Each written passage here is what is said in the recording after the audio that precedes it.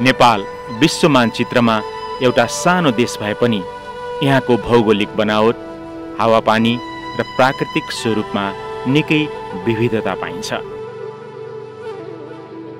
यी महत्त्वपूर्ण जैविक विविधता र प्राकृतिक सम्पदाको संरक्षण, एकीकृत व्यवस्थापन र सही सदुपयोग गर्ने उद्देश्यले देशका विभिन्न स्थानमा 11वटा राष्ट्रिय निकुञ्ज रहेका छन्।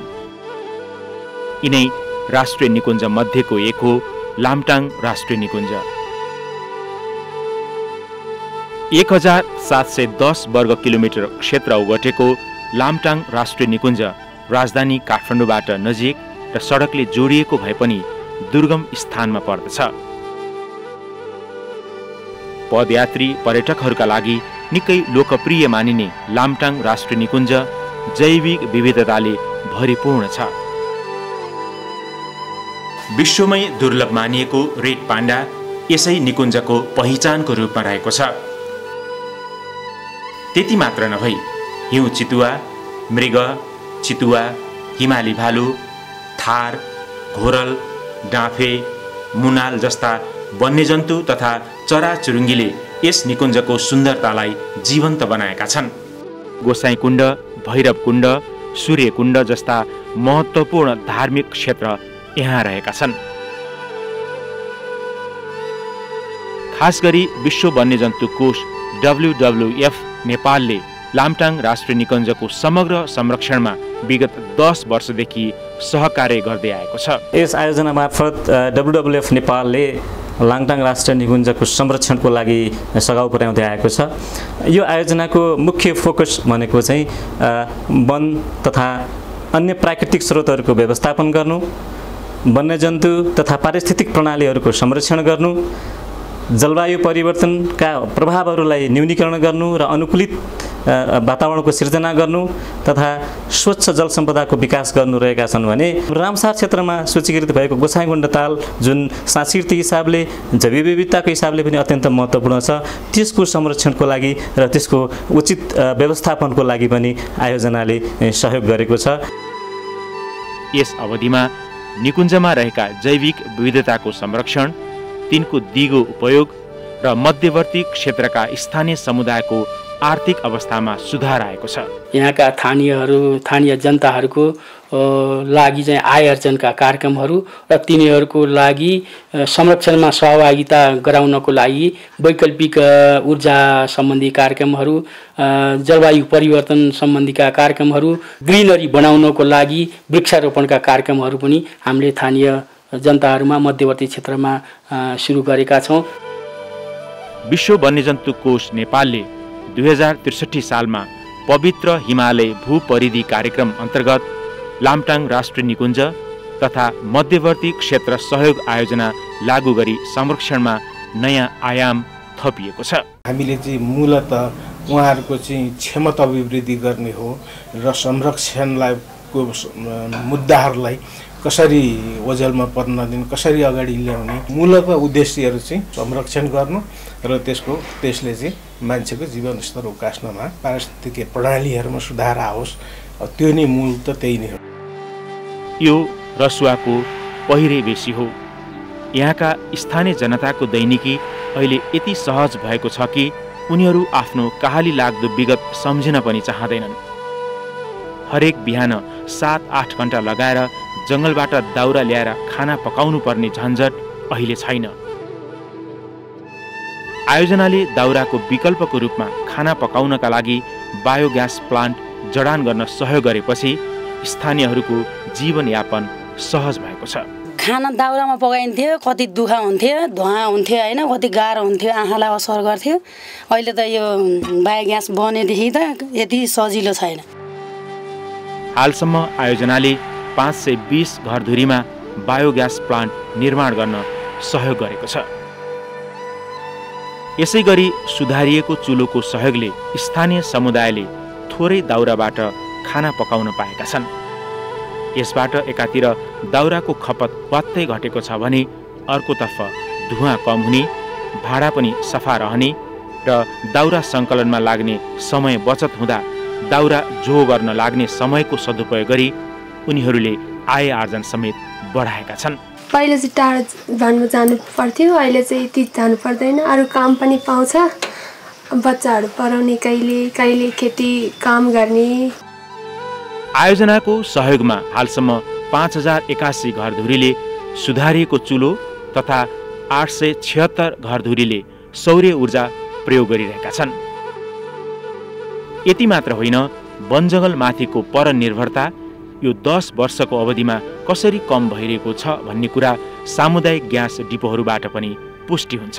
अनि यो टिमुरे गाविसमा चाहिँ अल टोटलले नै ग्यास चुलो अथवा ग्यास प्रयोग गर्न थालियो। बायोग्यास, एलपी ग्यासका सिलिन्डर प्रयोगसँगै लघु जलविद्युत आयोजना सञ्चालन भएपछि स्थानीय जनताको जीवन सहज बनेको छ। लघु जलविद्युत आयोजना निर्माण हुनु अघि वनबाट दियालो खोजेर बाल्ने गरेका स्थानीय अहिले भने 24 घण्टा उज्यालोमा रहेका छन्। आयोजनाको समन्वय तथा सहयोगमा यस क्षेत्रमा 4वटा लघु जलविद्युत आयोजना निर्माण भएका छन् भने ती आयोजनाबाट 250 घरधुरी लाभान्वित भएका छन्। लोसारका बेला यहाँका तामाङ समुदायमा प्रत्येक वर्ष काठको लिङ्गोमा झण्डा राख्ने परम्परा अहिले फलामे लिङ्गोको प्रयोगमा रूपान्तरण भएको छ। काठको लिङ्गोको प्रयोगले ठूलो संख्यामा वन नासिने हुँदा उनीहरूले काठको लिङ्गोको सट्टा फलामको लिङ्गो प्रयोग गर्न थालेपछि हरेक वर्ष रुख काट्नुपर्ने अवस्थाको अन्त्य भएको हो। आयोजनाको सहयोगमा हालसम्म 2679 घरधुरीमा फलामे लिङ्गो राखिएका छन्। रसुवाको लहरे पौवा स्थित स्याउबारी मध्यवर्ती सामुदायिक वन उपभोक्ता समूहको यो बैठक यति बेला वन संरक्षण गर्ने, जैविक विविधता संरक्षण गर्ने तथा नाङ्गा डाँडामा व्यापक वृक्षरोपण गर्ने जस्ता निर्णय गर्दै सम्पन्न भएको छ। आयोजनाले सामुदायिक वनको व्यवस्थापन र वृक्षरोपणका लागि बोट बिरुवाको नर्सरी स्थापनामा समेत सहयोग गर्दै आएको छ। हाल यस निकुञ्ज क्षेत्रमा विभिन्न 84वटा सामुदायिक वन रहेका छन्। यी सामुदायिक वनले 6571 हेक्टर क्षेत्रफल ओगटेको छ भने यी सामुदायिक वनबाट यहाँका 8280 घर परिवार लाभान्वित भएका छन्। आयोजनाले जलवायु परिवर्तनका नकारात्मक प्रभावसँग जुझ्न सक्ने स्थानीय स्तर अनुकूलन योजना तयार गरी कार्यान्वयन गर्दै आएको छ, जस अन्तर्गत मुहान संरक्षण, बाढी पहिरो नियन्त्रण, सिँचाइ पोखरी निर्माण, गोठ सुधार, तरकारी खेती, कृषक पाठशाला जस्ता समुदायमा आधारित अनुकूलनका कार्यक्रमहरू सञ्चालन गरिएको छ। यी अनुकूलनका कार्यक्रमहरूबाट यहाँका 9267 घर परिवारको अनुकूलन क्षमतामा वृद्धि भएको छ। लाङटाङ राष्ट्रिय निकुञ्ज तथा मध्यवर्ती क्षेत्र सहयोग आयोजनाले प्राकृतिक स्रोतहरूमाथिको भार, मानव र वन्यजन्तु बीचको द्वन्द्व न्यूनीकरण गर्न, वैकल्पिक उपायहरूको प्रयोगमा स्थानीय उपभोक्ताहरूलाई सक्षम बनाउने कार्यमा सहयोग गर्दै आइरहेको छ। स्थानीय समुदायहरूको अनुकूलन क्षमताको विकास गरी उहाँहरूको जीविकोपार्जनमा सुधार गर्ने काममा पनि सहयोग गर्दै आइरहेको छ भने बफरजोन समितिहरूको संस्थागत विकास गरी सुशासन कायम गर्ने कार्यमा पनि निरन्तर सहयोग गर्दै आइरहेको छ। यसरी एकातिर वन संरक्षण र प्रवर्धन गर्न आयोजनाले यहाँका स्थानीयहरूलाई प्रोत्साहन गर्दै आएको छ भने अर्कोतिर तरकारी लगायत खाद्यान्न बालीमा बढ्दो विषादी प्रयोग गर्ने प्रवृत्ति हटाउन प्राङ्गारिक मलको प्रयोग गर्नेतर्फ जागरुक बनाएको छ। गाईबस्तुको पिसाब लगायत कतिपय जडीबुटी तथा वनस्पतिको जैविक विषादी बनाएर प्रयोग गरी रोग किरा नियन्त्रण गर्न यहाँका स्थानीय सक्षम भएका छन्। प्राङ्गारिक मलहरूको प्रयोग गरेर गाईबस्तुबाट उत्पादन हुने निस्कने पिसाबहरूको प्रयोग गरेर जुन हाम्रो हावाबाट पाइने नाइट्रोजनहरूको स्रोतलाई चाहिँ हामीले जमिनमा लिएर गर्दाखेरि चाहिँ हाम्रो जलवायु परिवर्तनसँग लाग्ने रोग किराहरूसँग चाहिँ हामी जुझ्न सक्छौँ र हामी सफल किसान बन्न सक्छौँ। यसरी मध्यवर्ती क्षेत्रका स्थानीय समुदायले आफूले सिकेका र बुझेका ज्ञान सिपलाई व्यवहारमा उतार्दै लगेका छन्। यो रसुवाको राम्चे हो।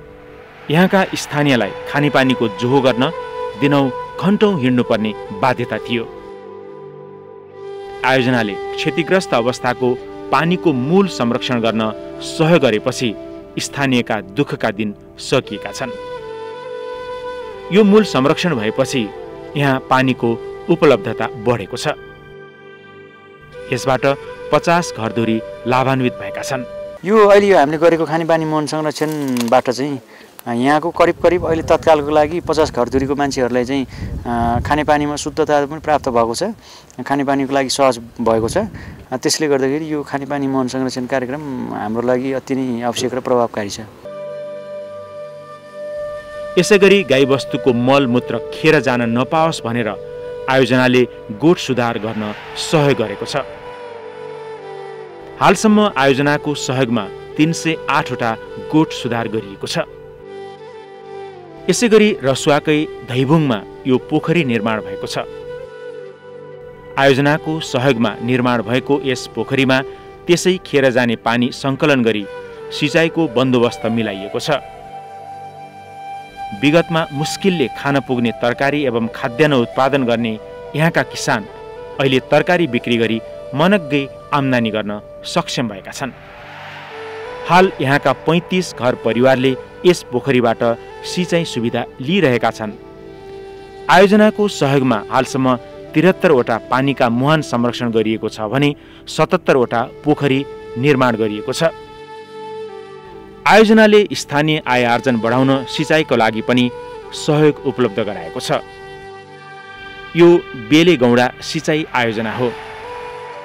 भूकम्पले क्षति पुर्याएपछि निराश बनेका स्थानीयलाई आयोजनाले सहयोग गरेपछि भत्किएको कुलो अहिले मर्मत गरी पुनः सिँचाइ सुचारू भएको छ।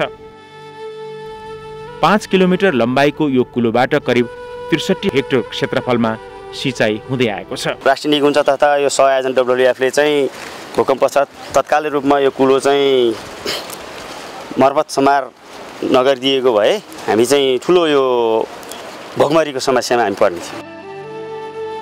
आयोजनाले रसुवाको ठुलो स्याप्रो र ब्रावलमा समुदायको सहभागितामा प्राकृतिक स्रोतहरूको संरक्षण र दिगो उपयोगद्वारा स्थानीय समुदायको आर्थिक र सामाजिक पक्षको दिगो रूपमा विकास गरी वातावरणीय दिगोपना कायम गर्ने लक्ष्यका साथ विगत 2 वर्षदेखि दिगो समुदाय पहल कार्यक्रम सञ्चालन गर्दै आएको छ।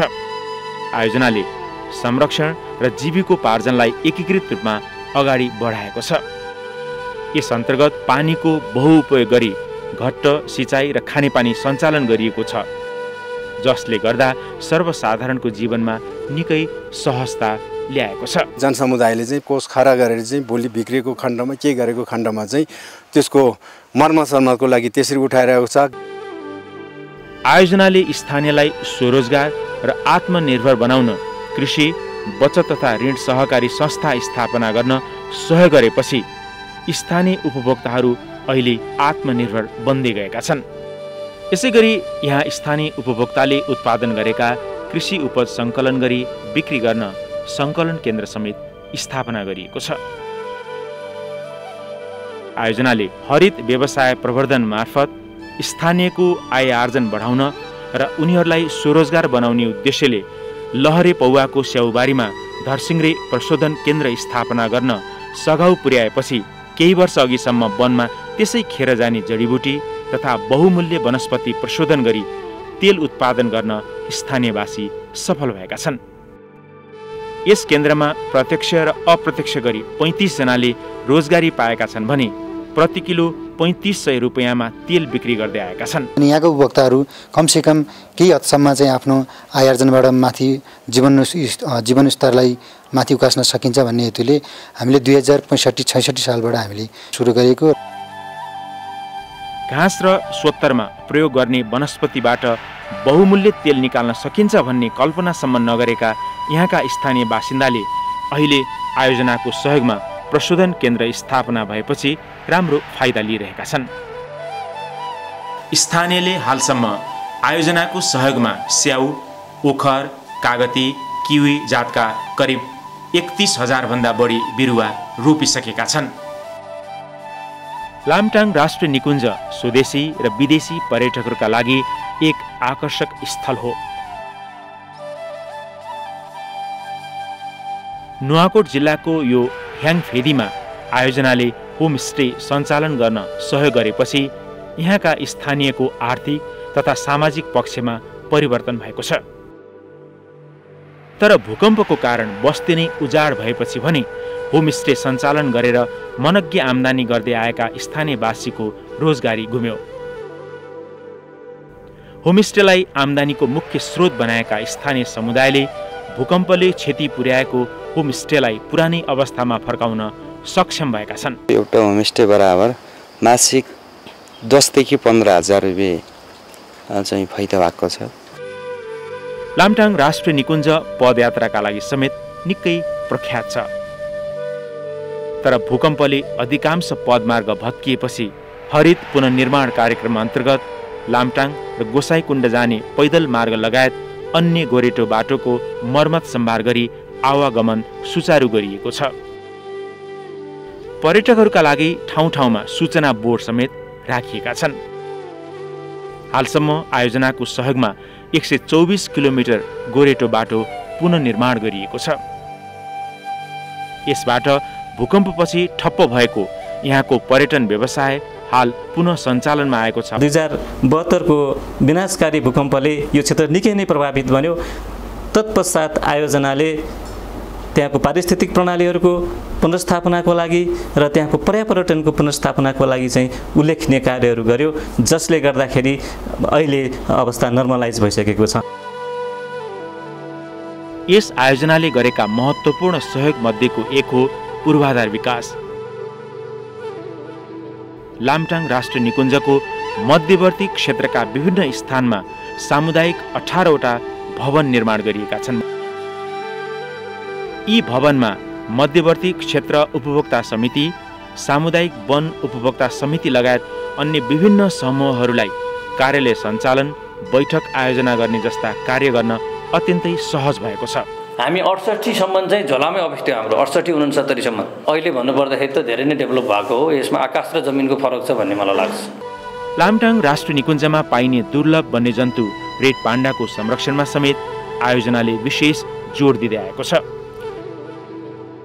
यस अवधिमा रेड पाण्डाको चोरी शिकार घटेको छ। विगतमा त्यो रेड पाण्डाहरू चाहिँ किसिमका चोरी शिकारी हुन्थ्यो, त्यसको अवस्था पनि घट्दै गइरहेको छ।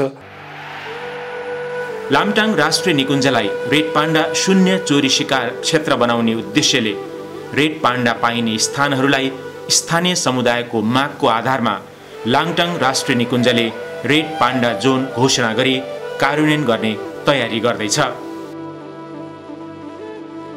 चोरी शिकार नियन्त्रण गर्न उपभोक्ता आफै सचेत र सजग भएका छन्। उनीहरूले चोरी शिकार नियन्त्रण गर्न नियमित गस्ती गर्न थालेपछि निकुञ्जमा रेड पाण्डाको संख्या समेत बढेको छ।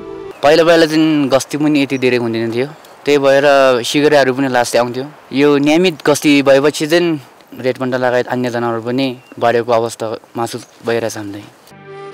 यो रसुवाको चोलाङपाटी रेड पाण्डा जोन हो।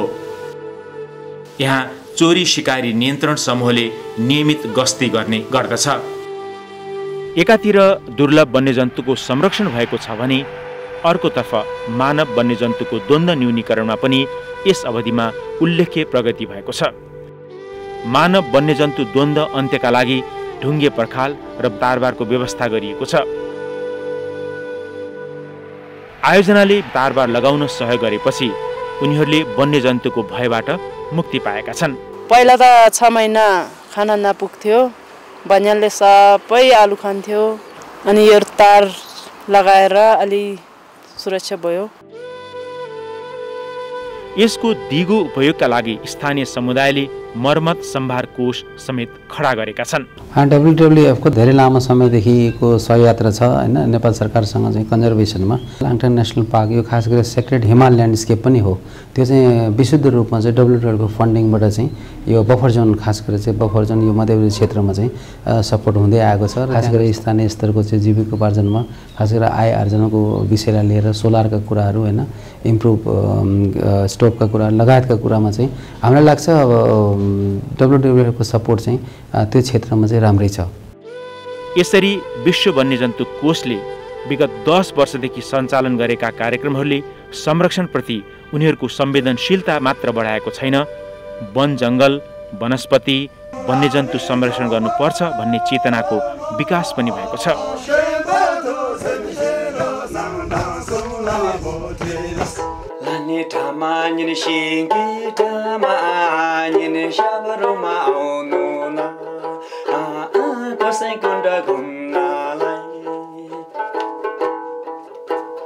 खेलो मिगी खेलो समाजका दाजुभाइ रेड पान्डा जोगाउन